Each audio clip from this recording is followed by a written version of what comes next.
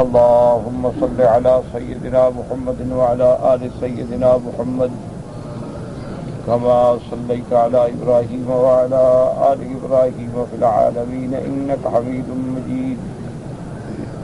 أعوذ بالله من الشيطان الرجيم. بسم الله الرحمن الرحيم.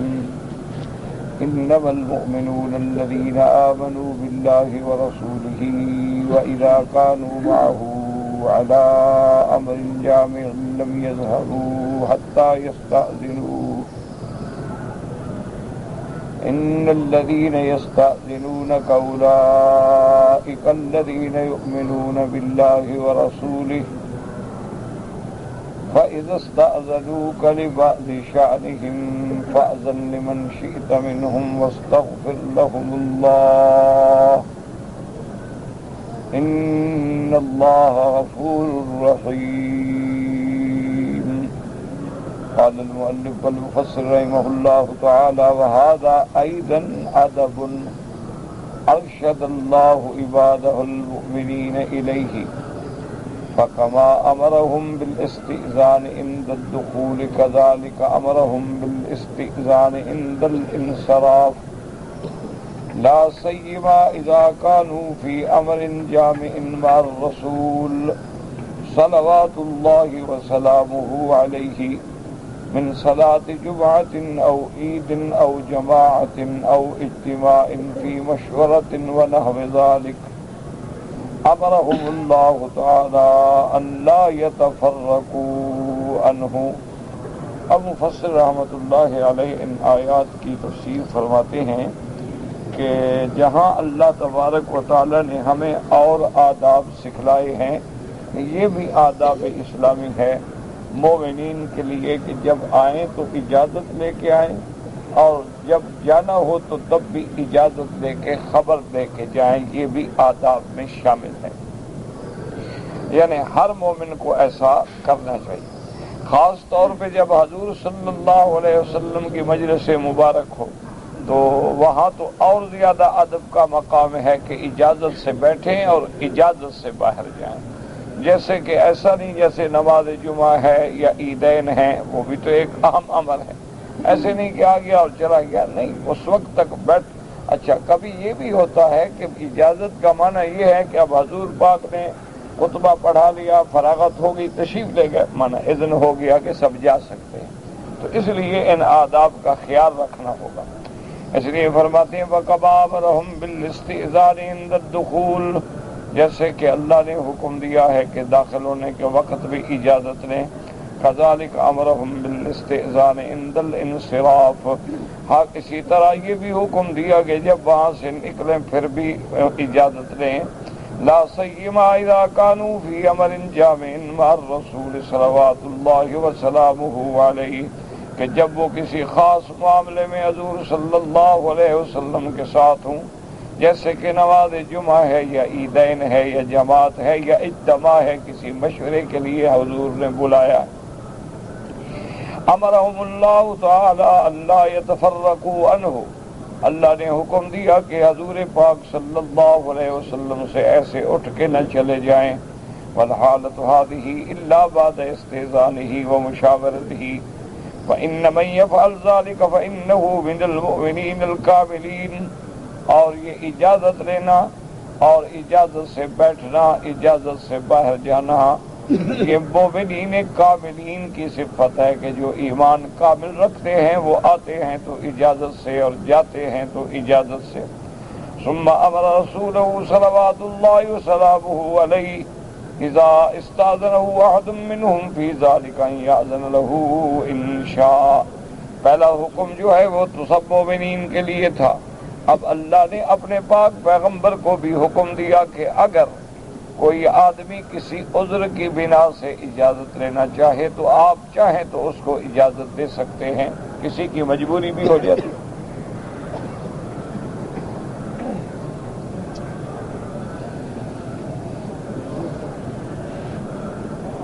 وَلِهَذَا قَالَ فَأَذَن لِمَنْ شِئْتَ مِنْهُمْ وَاسْتَغْفِرْ لَهُمُ اللَّهُ. الآیہ، یعنی جس کو آپ چاہیں اگر وہ اجازت مانگے تو اجازت دے دیں.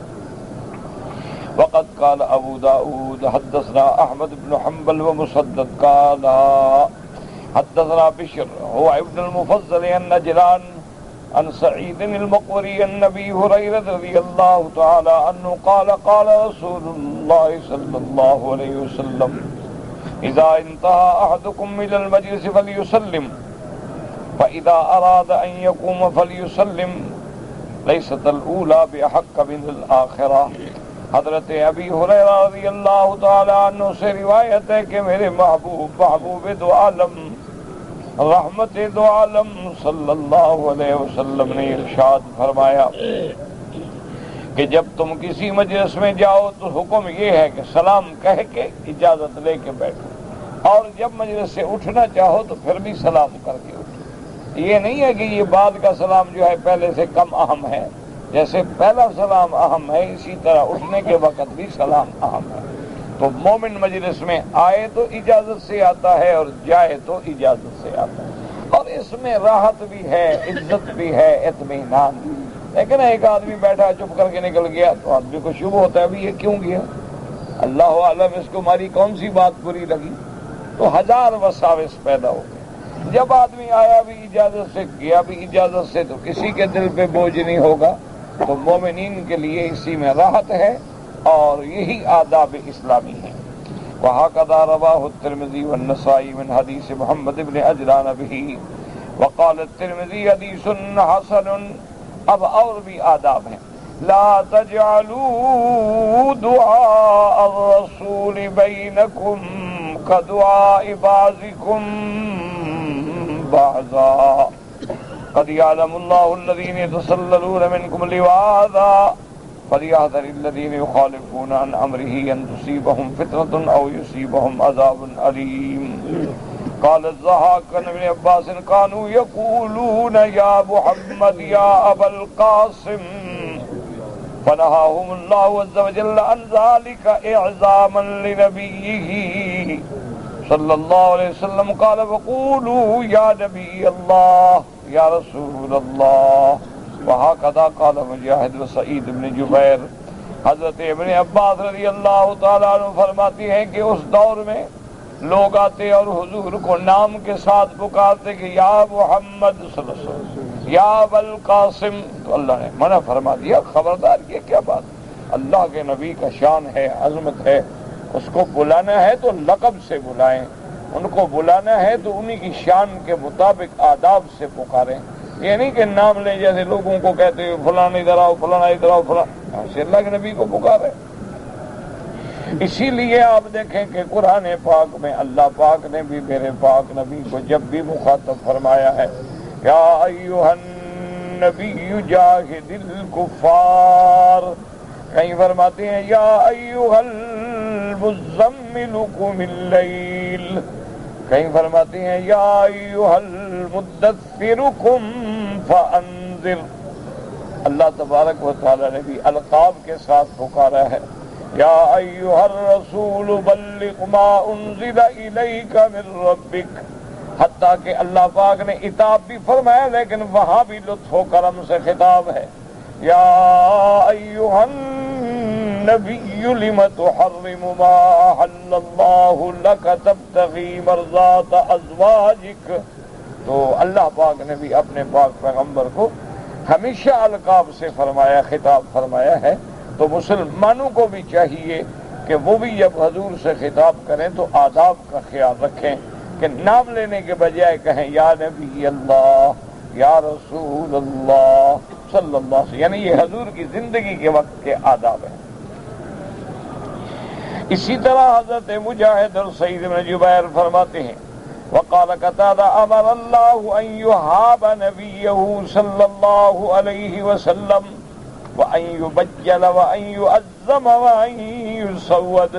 حضرت قتادہ فرماتے ہیں اللہ پاک نے حکم دیا ہے کہ میرے پاک نبی کو ایسے خطاب کرو کہ آپ کی ہیبت، آپ کی تعظیم، آپ کی سرداری، آپ کی عظمت آپ کے دل میں ہو.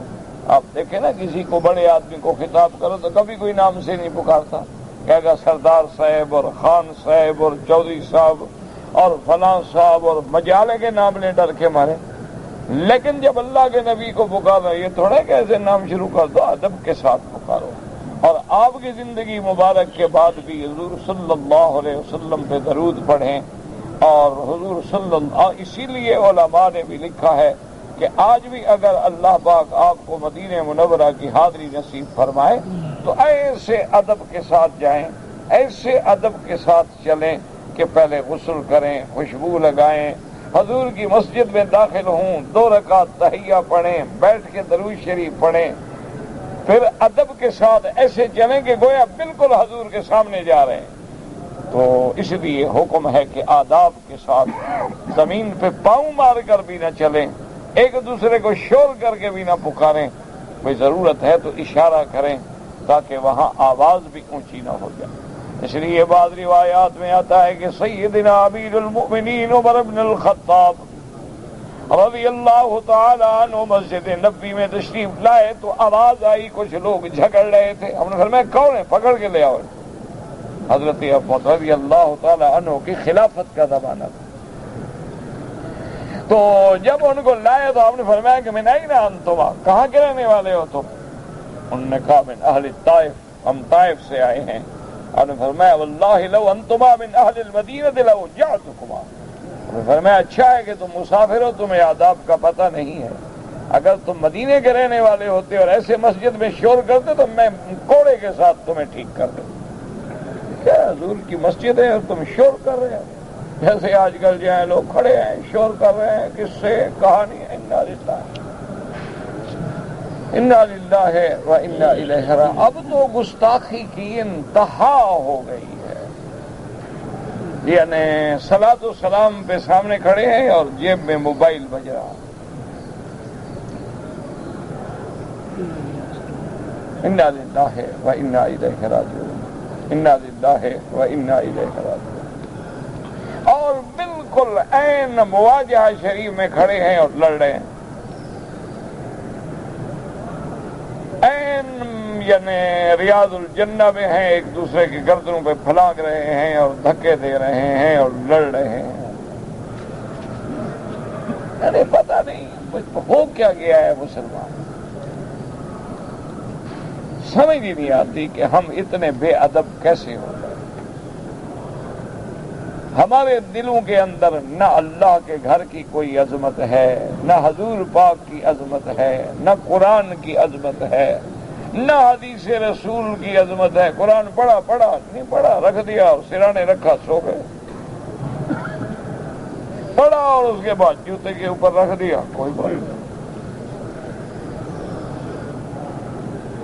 اللہ کے حرم میں ہیں، طواف میں ہیں، مقام ابراہیم پہ ہیں، میزاب رحمت کے نیچے مصلی سیدنا اسماعیل پہ کھڑے ہیں، ملتزم پہ کھڑے ہیں اور گانے لگے ہوئے۔ کیا خیال ہے آپ کا؟ وہ کارٹون بنانے والا زیادہ گستاخ ہے یا ہم زیادہ گستاخ ہیں؟ وہ تو کافر ہے، دشمن ہے، بدبخت ہے، پیسے لیے ہوں گے مسلمانوں کے خلاف ایک سازش کر کے، انہوں نے تسلی دی ہوگی آپ کو سیکورٹی ملے گی، حفاظت کریں گے، آپ کو اتنا پیسے دیں گے، سب کچھ، آپ مسلمانوں کو پریشان کرو تاکہ مسلمانوں میں جھگڑا لڑائی ہو اور ہمارے ملک چھوڑ کے مسلمان نکل جائیں۔ کیوں؟ ان کو تو خوف کھا گیا ہے نا کہ اسلام اور بڑھ رہا ہے۔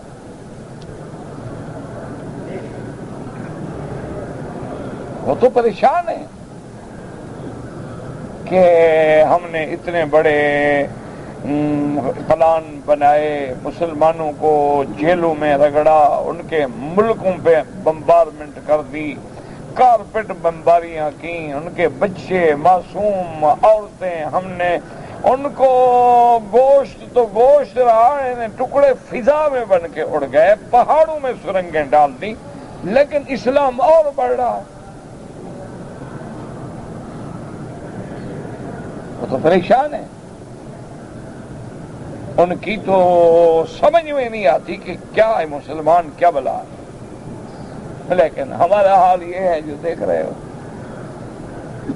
کہ اللہ کے گھر میں بیٹھے ہیں، کس سے کہانیاں، غیبت، گلہ، ایک دوسرے کے کہانیاں، گھر کے حالات، بیوی، بچے، جو دنیا کا پتہ نہیں کیا بکواس ہے حرم میں کر رہے ہیں۔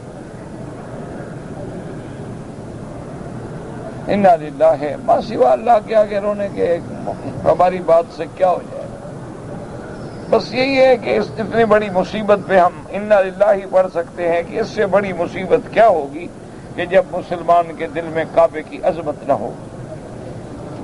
ایک چھوٹی سی بات ہے، مسئلے کو چھوڑیں، آپ مجھے ایمان سے بتائیں، کل آپ کو گورنر آفس میں جا کے گورنر کے پیش ہونا ہو، آپ کو کورٹ میں جا کے جسٹس یا چیف جسٹس کے سامنے پیش ہونا ہو، کیا خیال ہے آپ موبائل کھلا رکھیں گے؟ وہ اسی وقت توہین عدالت میں پکڑ کے جیل نہیں بھیج دے گا؟ یعنی ایک کورٹ کا احترام ہے، گورنر کا ہے، وزیر کا ہے، لیکن اللہ کے کعبے کا احترام نہ ہو کہ ہم خدا کے سامنے کھڑے ہیں، نماز پڑھ رہے ہیں، اللہ اکبر کر کے اب اللہ کی بڑائی اور اپنی بندگی کا اعتراف کریں لیکن گانے لگے۔ اچھا کہتے ہیں جی کوئی ایسی مشین لگاؤ کہ خود بخود بند ہو جائے۔ اب تمہارے ایمان کی مشین کام نہیں کر رہی تو اور مشین کیا کام کرے گی؟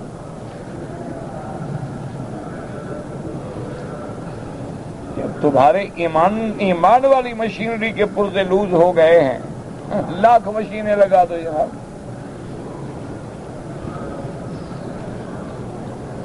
تو اس لیے اللہ نے حکم دیا کہ خبردار میرے نبی کو ایسے نہ پکارو، ادب کے ساتھ پکارو۔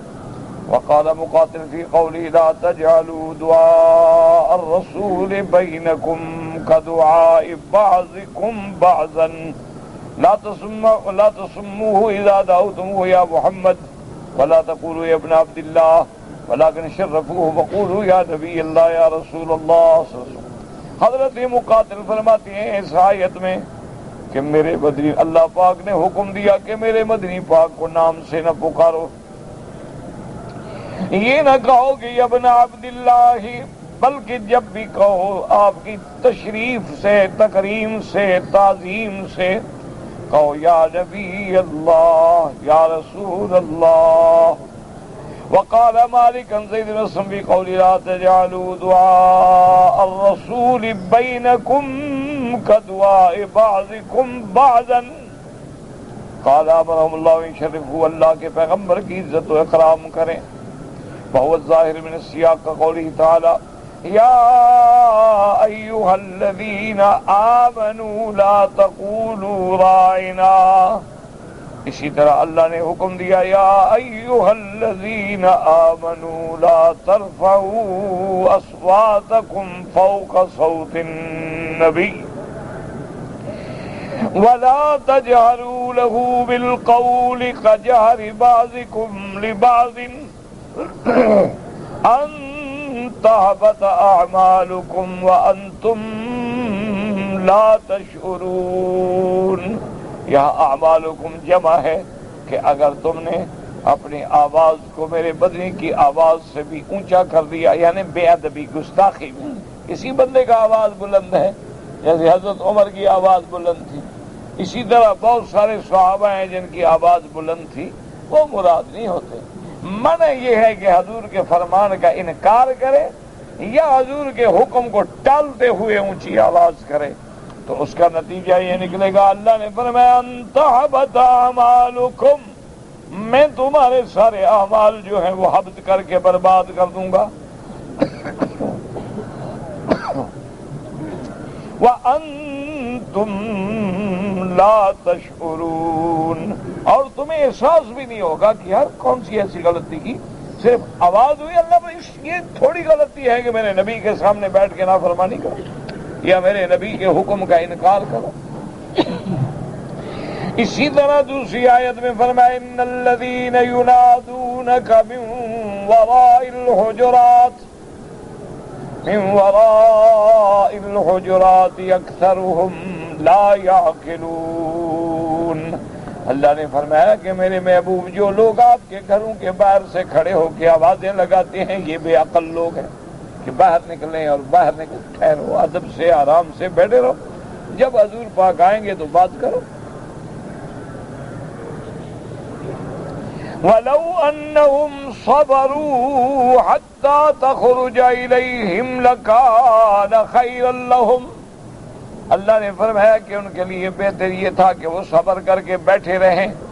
علماء نے فرمایا حتی تخرج الیہم، جب آپ ان کی طرف متوجہ ہوں، یہ نہیں کہ وہ نکلے تو بس فوراً پہنچ جاؤ، نہیں، حضور اپنے گھر سے باہر آئیں پھر تمہاری طرف توجہ کریں کہ ہاں بھائی کیسے آئے ہو، پھر بات کرو ادب کے ساتھ جو تمہارے لیے اسی میں بہتری ہے۔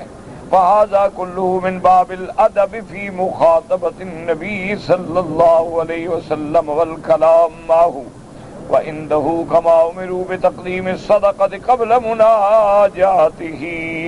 اب مفسر رحمۃ اللہ علیہ فرماتے ہیں یہ باب سب ادب ہے کہ میرے مدنی پاک کے پاس آؤ تو کیسے بولنا ہے، کیسے بات کرنی ہے، کیسے خطاب کرنا ہے۔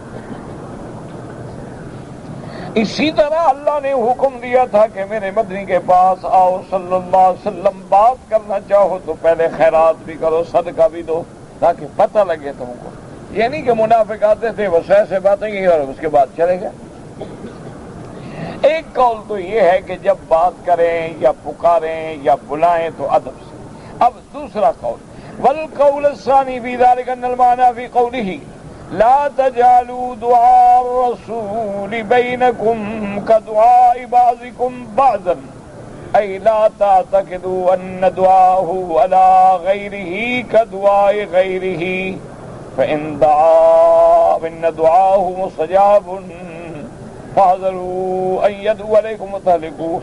اب ایک قول مفسرین کا یہ ہے کہ لا تجعلوا دعاء الرسول بینکم، کہ خبردار یہ اعتقاد نہ رکھنا کہ جیسے ہماری دعا ہے نبی کی بھی ایسی دعا ہے، نہ نبی کی دعا تو اللہ قبول کرتے ہیں، تو کوئی ایسی بات نہ کرنا کہ نبی ناراض ہو کہ تمہارے خلاف دعا کریں اور تم برباد ہو جاؤ، تو منع ایک علماء نے یہ بھی کیا۔ اور ایک قول یہ ہے کہ اگر حضور تمہیں کسی کام کے لیے بلائیں تو ان کو عام بلاوا نہ سمجھنا، بلکہ فرض ہے کہ فوراً جاؤ وہاں، یہ نہیں کہ اچھا چلے گئے تو چلے گئے، نہ گئے تو نہ گئے۔ جیسے کوئی کسی کو بلاتا ہے، کبھی آدمی چلا جاتا ہے، کبھی آدمی نہیں جاتا، لیکن اگر اللہ کا نبی بلائے تو پھر ہر حال میں جانا ہے۔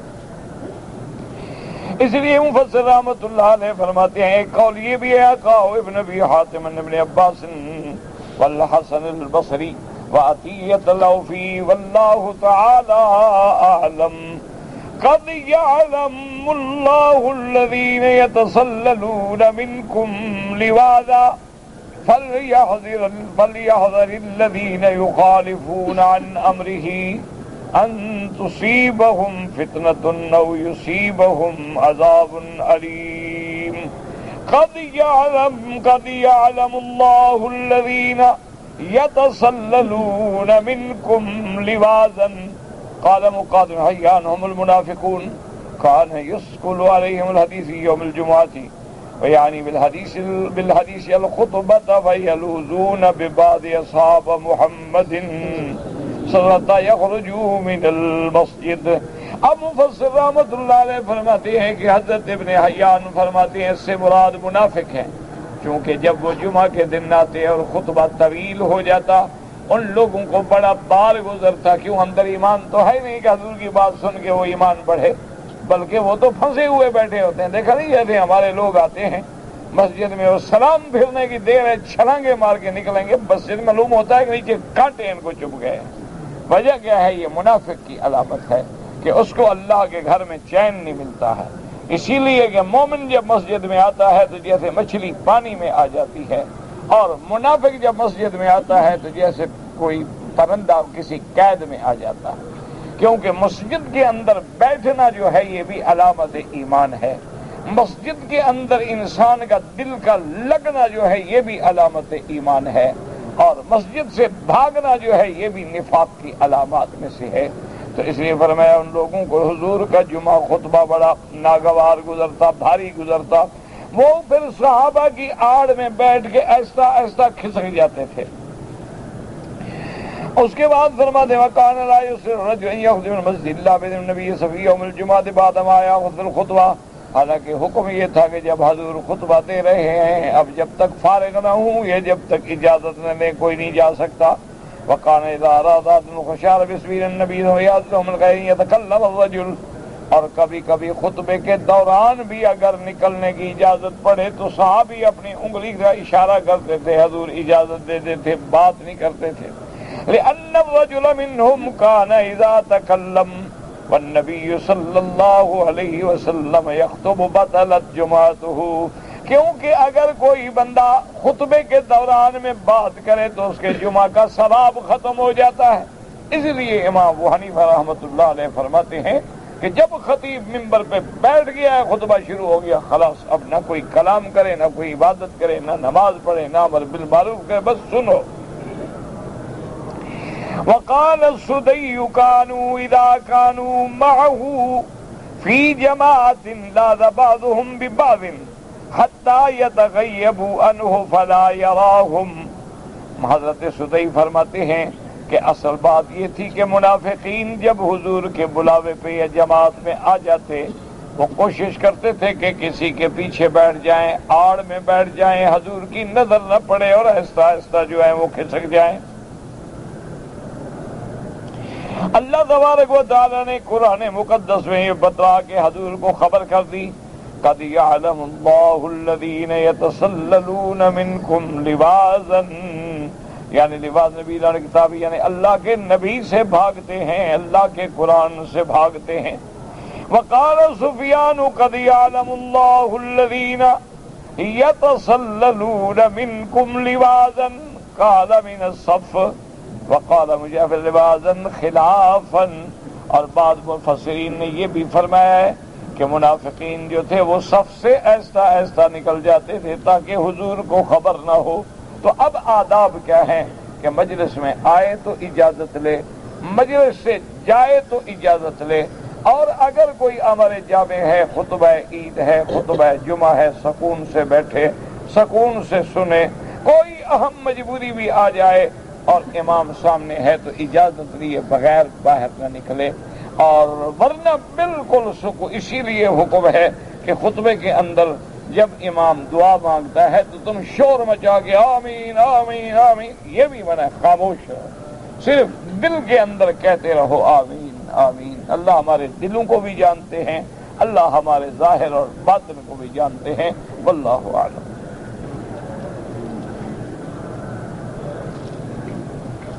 اللہ کے بندے سوال کرنے کا کوئی وجہ ہو۔ اب آپ نے حضور صلی اللہ علیہ وسلم کے معراج کے موقع پر ملائکہ دیکھنے، اور کیا اس سوال کا کیا مقصد ہے؟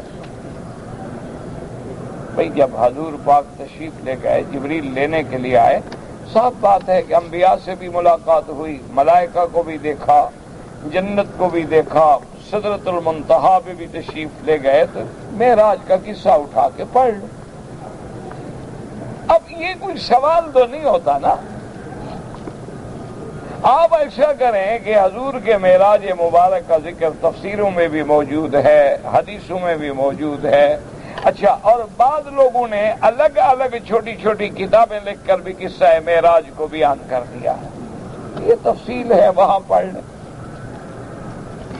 باقی حضور صلی اللہ علیہ وسلم نے معراج کی رات کی یہ بات ہی نہیں ہے جو تم نے لکھی ہے،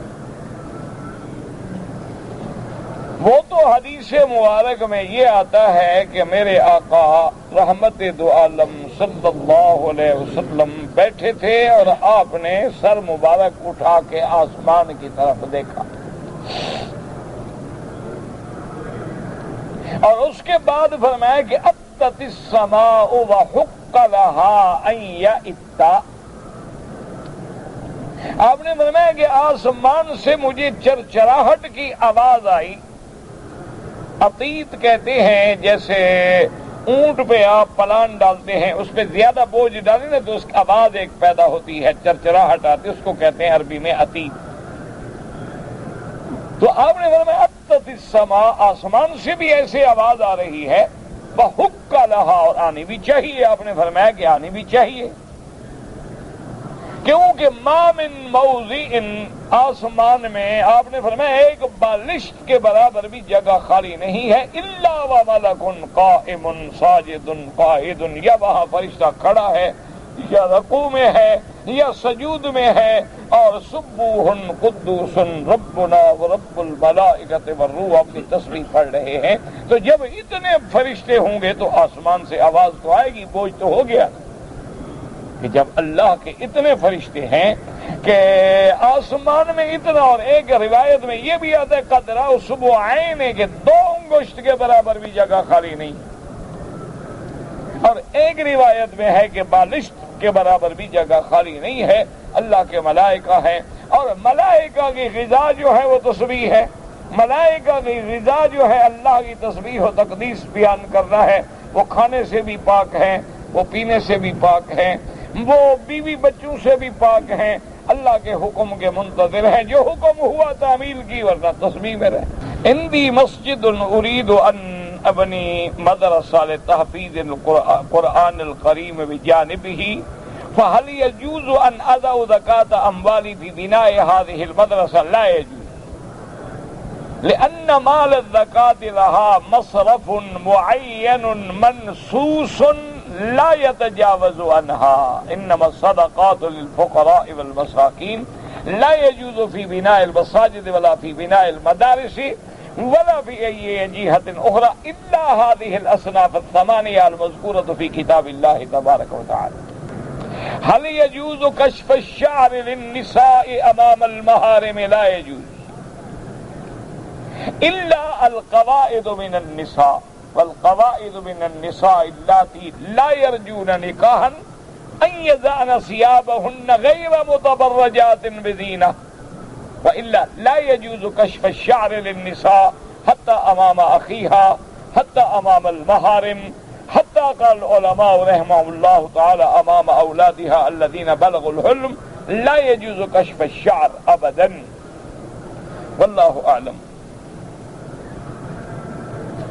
کہتا جی کہ میرے والدین فوت ہو گئے، اللہ سب کے بزرگ جو وفات فرما گئے ہیں، بزرگ ہیں، جوان ہیں، عورتیں ہیں، بچے ہیں، مرد ہیں، اللہ ان کی مغفرت فرمائیں، اللہ ان کے قبروں کو باغ جنت بنائیں۔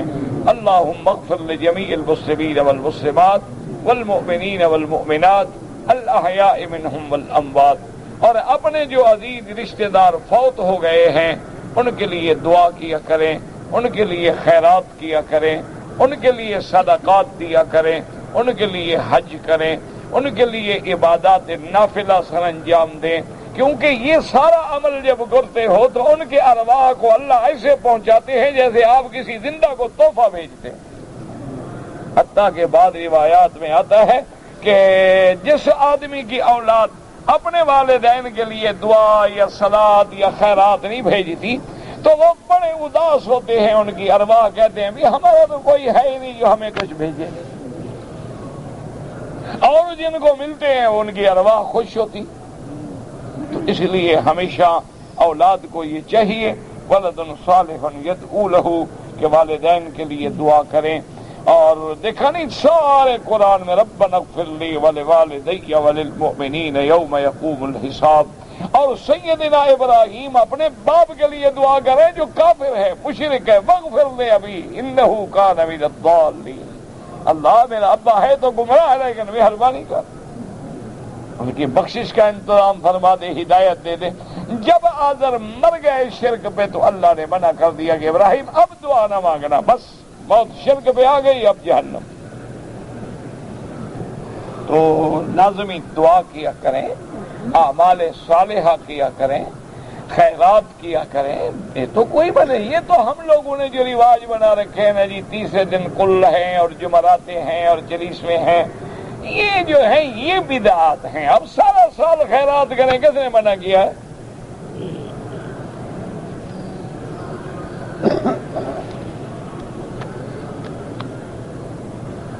میری والدہ فوت ہو گئی، اللہ مغفرت فرمائے، اللہ سب کی مغفرت فرمائے۔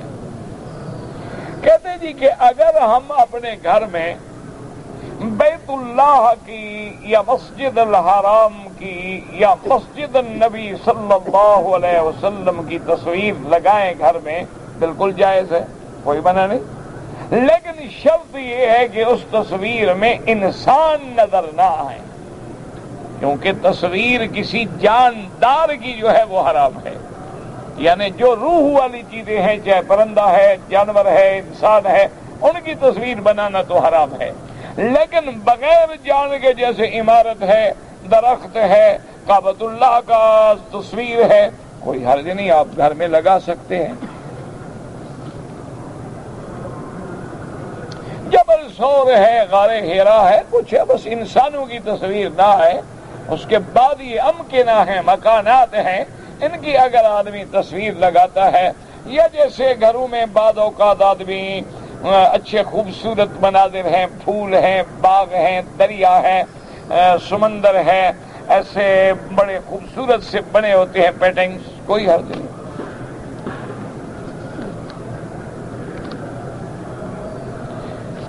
یہ ہو گیا، والد کے لیے خیرات کریں، سب کریں۔ میرے لڑکا نافرمان ہے، اللہ سب کی اولادوں کو فرما بردار بنائے، اللہ سب کی اولادوں کو صالح بنائے۔ آپ دعا کیا کریں، ہم ایک دور فتن سے گزر رہے ہیں، اس میں یہ سارے امتحان ہیں، ابتلا ہیں، اختبار ہیں، ہمارے ذمہ یہ ہے کہ ہم صبر کریں، اللہ کی رضا پہ راضی ہوں، اور ہمیشہ اپنی اہل و عیال کے لیے ربنا ہب لنا من ازواجنا وذریاتنا قرۃ اعین واجعلنا للمتقین اماما رب هب لی من لدنک ذریۃ طیبہ انک سمیع الدعاء۔ اور بھی جو دعائیں قرآن پاک میں ہیں وہ مانگا کریں، اور اولاد کے لیے دعائیں کیا کریں کہ اللہ ان کو صالح بنائے۔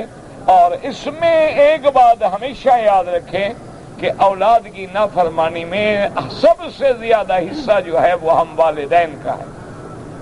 ایک بات ہمیشہ یاد رکھیں کہ ہم نے بچپن سے ان کی تربیت ہی نہیں کی ہے، وہ بچے ہم نے ان کی لگام میں ڈھیلی چھوڑ دی، بچہ ہے، بچہ ہے، بچہ ہے، بچہ ہے، بچہ ہے، بڑا ہوگا سمجھ جائے گا، سمجھ جائے گا۔ جب وہ باغی ہو گیا اب کیا سمجھ جائے گا؟ تو یہ سارا قصور جو ہے والدین کا ہوتا ہے۔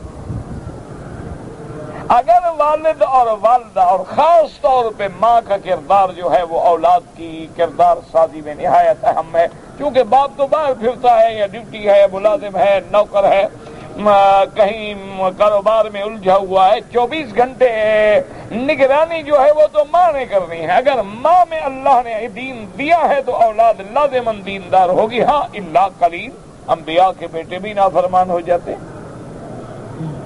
ورنہ اصول یہ ہے کہ جب اولاد 4 سال کی ہو تو اس سے تربیت آپ شروع کریں، جو نقش اس کے دماغ میں آپ بٹھائیں گے نا وہ پتھر کی لکیر بن جائے گا۔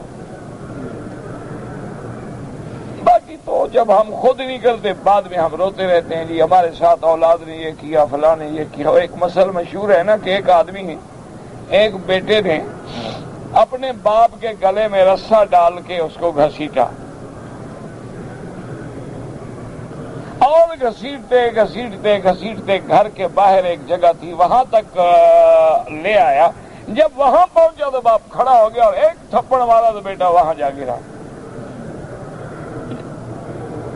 اب وہ حیران ہو گیا، اس نے کہا کہ وہاں گھر سے تو میں گھسیٹ کے لے آیا، یہاں تک تو اس کو جوش نہیں آیا، تو یہاں کیوں جوش ہے؟ اس نے کہا یہاں تک میں نے اپنے باپ کو گھسیٹا تھا، وہاں تک تو میں خاموش رہا نا، اب آگے تو مجھ سے برداشت نہیں ہوتا نا، اتنا تو میں نے اپنے باپ کو عذاب دیا تھا، میں نے بھگت لیا۔ تو جیسا ہم کریں گے ویسا ہم بھریں گے۔ پہلے ہم اپنے اعمال پہ بھی غور کریں کہ ہم اپنے والدین کے ساتھ کیا کر رہے ہیں۔ آپ اللہ کے گھر میں رہتے ہیں، مکے میں رہتے ہیں، مدینے میں رہتے ہیں، کمائی کرتے ہیں، ایمان سے کہیں بیوی کے لیے کتنا بھیجتے ہو، اور جن کے ساتھ تمہاری دوستیاں ہیں ان کے لیے کتنا بھیجتے ہو، اور اپنی ماں کے لیے کیا بھیجتے ہو؟ ٹھنڈے دل سے، اس میں کوئی مولوی کی بات نہیں ہے، تمہارا واقعہ ہے، اپنے گریبان میں جھانک لو۔ جب آپ پاکستان چھٹی پہ جاتے ہیں، ہر دوست کے لیے آپ چیز لائیں گے، چاہے 2 روپے کے لے آئیں، کیا باپ کے لیے بھی کبھی لائے ہو؟ ہاں جی بوڑھے ہو گئے، اب ان کا شوق نہیں ہے۔ او جی والدہ بوڑھی ہو گئی ہیں، اب کوئی ان کے کھانے پینے کا دور ہے، بلا زمانہ ہے، ہم کیا لے جائیں؟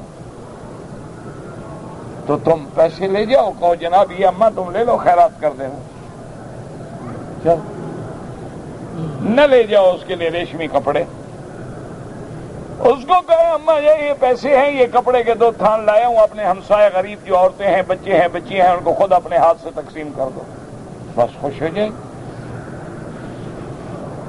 یہ سارا اصل قصور ہمارا ہے، پھر ہم کہتے ہیں اولاد نافرمان ہے، فلاں نافرمان ہے، فلانا ہمارا دیکھو نا، کبھی تالی ایک ہاتھ سے نہیں بجتی۔ ایک آدمی نے رقم لگائی ہے، اتفاق یہ ہے کہ ایک کی رقم ہوگی، دوسرا کام کرے گا، نفع برابر تقسیم کریں گے، بالکل ٹھیک ہے، کوئی معنی نہیں۔ ایک آدمی اپنے پیسے کا حصہ لے رہا ہے، ایک آدمی اپنے کام کا حصہ لے رہا ہے۔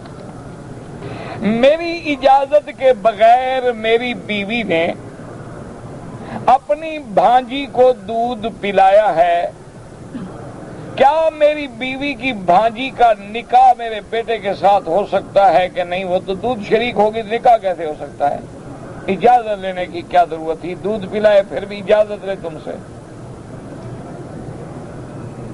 بچی ہے رو رہی ہے، اٹھایا دودھ پلا دیا، اسے پلا دیا، اس کی ماں بن گئی۔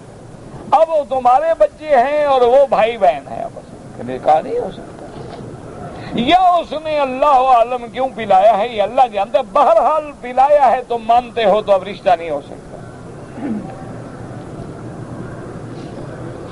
کہتے جی کہ جھینگا جو ہے وہ کھانا جائز ہے، بالکل جائز ہے، کیونکہ اختلاف اصل میں اس بات میں ہے کہ بعض علماء فرماتے ہیں کہ جھینگا جو ہے وہ مچھلی کی قسم نہیں ہے، بلکہ کوئی سمندری یا دریائی کیڑا ہے، لیکن تحقیق اسی بات کی ہے کہ میں نے بھی بنگلہ دیش میں اور علماء دیگر بڑے بڑے حضرات جو ہیں وہاں جتنے بڑے بڑے علماء ہیں ان سے پوچھا تو کہتے ہیں کہ نہیں، یہ مچھلی کی قسم ہے، اور وہ لوگ ہم سے زیادہ سمجھتے ہیں، تو لہذا جب مچھلی کی قسم ہے تو مسئلہ ہی کوئی نہیں۔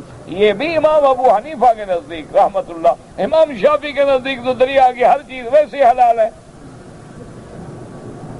امام شافعی رحمت اللہ علیہ کے نزدیک تو دریا میں سے کوئی چیز بھی ہے وہ حلال ہے، ان کے لیے تو مسئلہ ہی نہیں ہے، ان کے لیے تو دریائی مگر مچھ ہیں اور چیزیں ہیں، دریائی کئی جانور ہوتے ہیں۔ اسی طرح یہ مچھلی جو ہے یا جھینگے جو ہیں ان کے بھی اقسام ہوتے ہیں، وہ بعض جھینگے چھوٹے ہوتے ہیں، بعض بڑے ہوتے ہیں، بعض جمبو سائز قسم کے بھی ہوتے ہیں، اسی طرح اولسٹر ہوتا ہے، اور بڑی بڑی بڑی چیزیں ہیں، لابسٹر ہے، اولسٹر ہے، جھینگا ہے، کئی چیزیں ہوتی ہیں مچھلی میں۔ انشاءاللہ مچھلی کی قسم ہے تو امام ابو حنیفہ رحمۃ اللہ علیہ کے نزدیک بھی حلال ہے۔ میں جدہ میں رہتا ہوں اور دم دینا ہے، میں کیسے دوں گا؟ مکے میں آ کے ایک بکری خرید کے تقسیم کر دے، ایسے دے گا اور کیا کرے گا؟ کوئی مشکل مسئلہ کیا ہے اس میں؟ نہیں تو ماشاءاللہ یہاں بڑے لوگ موجود ہیں، کسی کو دے دو، انشاءاللہ وہ خود کھا لیں گے۔ یہاں تو لوگ ہیں جو حاجیوں کے دم پہ پلتے ہیں ماشاءاللہ، سارا سال تسبیح پڑھتے رہتے ہیں، حج میں لوگوں کی بکریاں بک کرتے ہیں، بکری ایک ذبح نہیں کرتے، 20,000 جیب میں ڈالا بھاگ گئے۔ انا للہ و انا الیہ راجعون۔ ایک آدمی بغیر وضو کے تلاوت قرآن کر رہا تھا اور سجدہ تلاوت آ گیا، نہ کرے، جب بعد میں وضو ہو تو کرے۔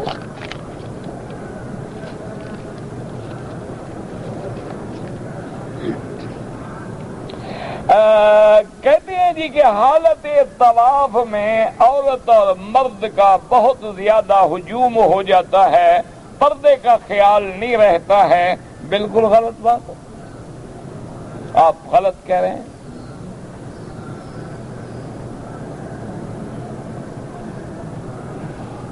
جس کو اللہ نے حیا دیا ہے نا، الحمدللہ، وہ 100 طواف بھی کرے تو کسی عورت پہ گندی نظر نہیں ڈالتا۔ آپ نظر نیچے رکھیں، مجال ہے لاکھ عورتیں ہوں، کیوں نظر پڑے؟ قل للمؤمنین یغضوا ابصارہم کہ اپنی نظر جھکاؤ. اسی کو بزرگ کہتے ہیں نا نظر بر قدم، کہ تمہارے یہاں نظر جو ہے تمہارے پاؤں پہ ہو، ادھر ادھر دیکھو نہیں تو کیوں نظر پڑے گی. اور اگر تم نے دیکھنا ہے تو پھر اللہ روک سکتا ہے، بندہ تو نہیں روک سکتا. ورنہ الحمدللہ ہزاروں لوگ طواف کرتے ہیں، کبھی ایسا اتفاق اگر کو ہو فوراً نظر جھک گئی بس.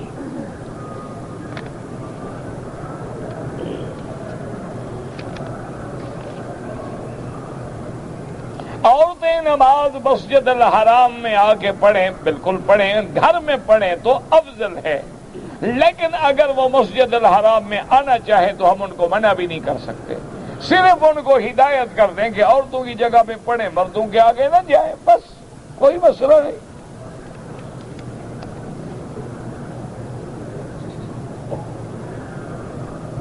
کہتے جی کہ اللہ تبارک و تعالی جو ہے دلوں کو دیکھتے ہیں، شکل کو نہیں دیکھتے، تو پھر داڑھی کی کیا ضرورت ہے؟ یہ بات حضور پاک کو سمجھ نہیں آئی، تمہیں سمجھ آ رہی ہے؟ تو دلوں کے دیکھنے کا معنی یہ ہے کہ جو عمل کر رہے ہو دل میں بھی ہے، یا منافق بن کے ایسے داڑھی رکھ رہے ہو نفاق والی، یہ معنی ہے. یہ معنی نہیں کہ تمہاری شکل کو دیکھیں گے نہیں، پھر نماز پڑھنے کی کیا ضرورت ہے؟ ظاہر کو تو دیکھتے نہیں، نماز بھی دل میں پڑھ لو، حج بھی دل میں پڑھ لو، پھر لبیک پڑھنے کی کیا ضرورت ہے؟ مینا عرفات جانے کی، دھکے کھانے کی کیا ضرورت ہے؟ یہ کیا مسئلہ ہے کہ لہذا داڑھی کی کیا ضرورت ہے؟ اور خدا کے بندے دل ٹھیک ہوگا تو بدن پہ داڑھی بھی آ جائے گی. جب دل ٹیڑھا ہے تو داڑھی نہیں آ رہی نا. اگر ہماری دل کی اصلاح ہوتی، ہمارے دل میں اللہ کے نبی کی عزت و عظمت و قدر ہوتی تو ہم حضور کی شکل نہ بناتے. ہمارے دل میں کافروں کی محبت ہے، ان کی شکل ہم بناتے ہیں. لباس بھی وہی ہے، شکل بھی وہی ہے، اٹھنا بیٹھنا بھی وہی ہے. انگریزی بولیں تو ایسے منہ ٹیڑھا کر کے بولتے ہیں جیسے دریائے ٹیم سے ابھی منہ دھو کے نکلے ہیں جی، تاکہ لوگوں کو پتہ لگے کہ یہ نسلی اصلی انگریز ہے. یہ نہ سمجھے کہ مسلمان ہے اور انگریزی جانتا ہے. انا للہ و انا. کبھی آپ نے کوشش کی کہ ہم عربی اس لہج میں پڑھیں جیسے حضور نے بولی ہے؟ محبت ہی نہیں تو کوشش کیوں کرو؟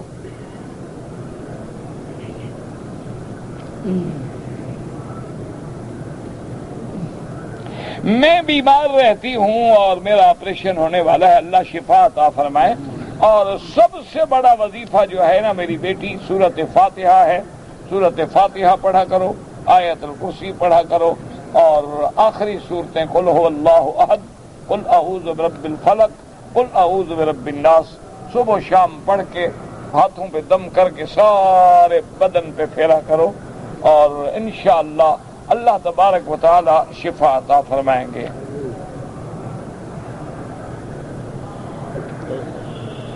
ایک آدمی نے قسم کھایا کہ حاجی لے کے نہیں جاؤں گا، کفارہ ادا کر دے بس.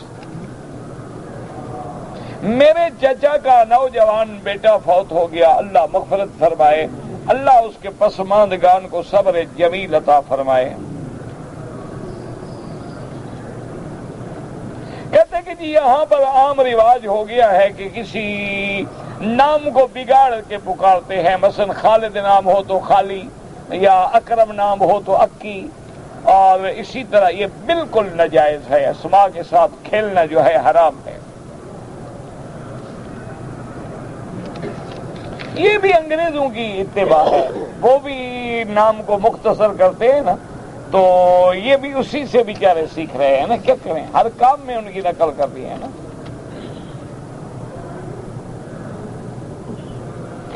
اگر مجلس میں لوگ بیٹھے ہیں اور آدمی آگے سلام نہ کرے اس کی غلطی ہے، لیکن اگر وہ تلاوت کر رہے ہیں، قرآن پڑھ رہے ہیں، پھر نہ کرے، آگے وہ بیٹھ جائے. جب ہم درود پڑھیں گے تو حضور صلی اللہ علیہ وسلم کو اللہ ملائکہ کے ذریعے پہنچاتے ہیں. زکوٰۃ اپنے ہاتھ سے بھی ادا کریں. اب بیت المال ہے کہاں کے دو گے؟ زکوٰۃ صحیح طریقہ ہی یہی ہے کہ خود مستحق ڈھونڈ کے. اپنے علاقے کا آسان حل یہ ہے کہ تمہارا جو اپنا علاقہ ہے، شہر ہے، محلہ ہے، وہاں کی بیوہ عورتیں ہیں، یتیم بچے ہیں، معذور ہیں، نابینا ہیں، ان کی ایک فہرست بنا دو، اور ایک آدمی دیانت دار کو مقرر کر دو کہ بھی میں پیسے بھیج دوں گا، فلاں فلاں یہ لسٹ ہے، اس کے مطابق تقسیم کر دو، تو جان چھوٹ جائے گی، پریشانی بھی نہیں ہوگی، ان کو بھی آسانی کے ساتھ اور پیسے بھی حقدار کو ملیں گے، کسی غلط آدمی کو نہیں ملیں گے۔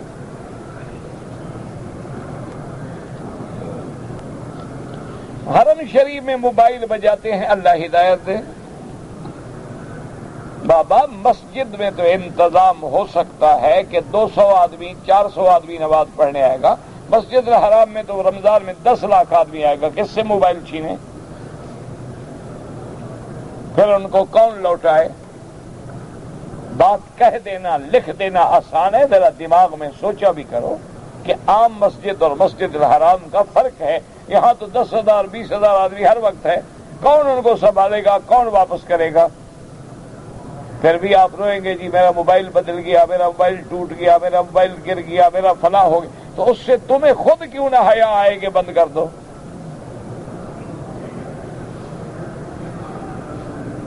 حجر اسود پہلے سے کالا تھا نہیں، یہ ہم نے کالا کیا ہے، ہمارے گناہوں نے کالا کیا۔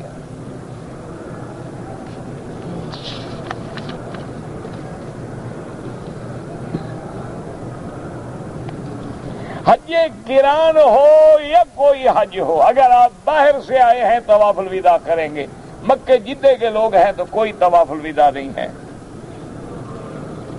میری خالہ کا آپریشن ہے، اللہ سب کو شفا عطا فرمائے، اللہم اشفنا واشف مرضانا مرضى من اوصانا واستوصانا۔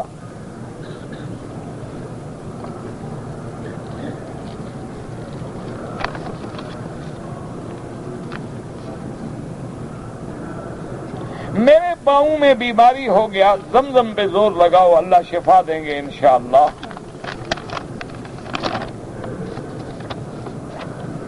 یہ کوئی وصیت نہیں، نہ کوئی شیخ احمد تھا، نہ کسی نے وصیت کی، لوگوں نے بنایا ہے۔ اکثر بھول جانے کے لیے علماء نے لکھا ہے کہ اللہ کے نام ہے نا، یا قوی یا متین، یا قوی یا متین، یا قوی یا متین پڑھ کے دم کرے، اللہ پاک رحمت کریں گے۔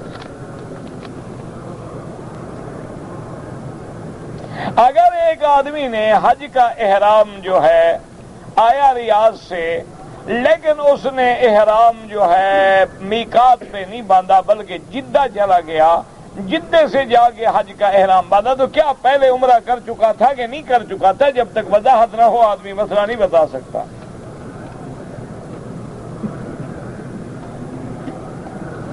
ایک آدمی ہے وہ ہمارے گھر کے سامنے سے گزرتا ہے، لیکن ہم لوگوں کو غریب سمجھتا ہے، حقیر سمجھتا ہے، سلام نہیں کرتا، تو اپنے آپ کو سلام سے محروم کر رہا ہے۔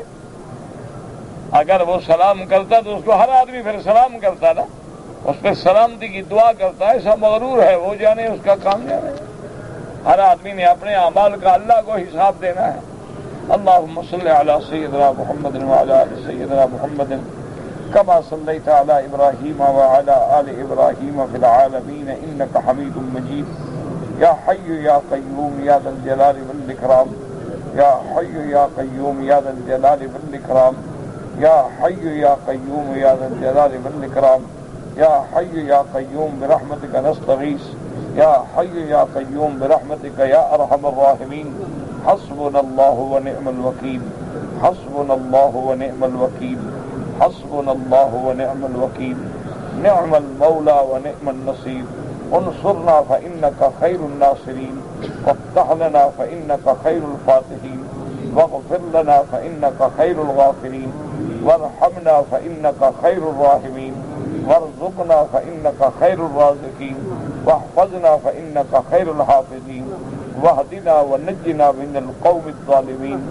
اللهم يا شافي اللهم رب الناس مذهب الباس اشف انت شافي لا شفاء الا شفاؤك شفاؤك لا يغادر سقما اللهم اشفنا واشف مرضانا ومرضى من اوصانا واستوصانا ومرضى المسلمين اللهم اشفنا واشف مرضانا من الأمراض الظاهرة والباطنة والروحانية والجسمانية والنفسانية.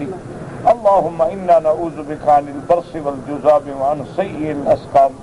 اللهم إنا نعوذ بك عن جهد البلاء ودرك الشقاء وسوء القضاء وشماتة الأعداء. اللهم إنا نسألك من الخير كله عاجله وآجله ما علمنا منه وما لم نعلم. اللهم إنا نعوذ بك من الشر كله عاجله وآجله ما علمنا منه وما لم نعلم. سبحان ربك رب العزة عما يصفون وسلام على المرسلين والحمد لله رب العالمين. اللهم صل على سيدنا محمد وعلى آل سيدنا محمد كما صليت على إبراهيم وعلى آل إبراهيم في العالمين إنك حميد مجيد.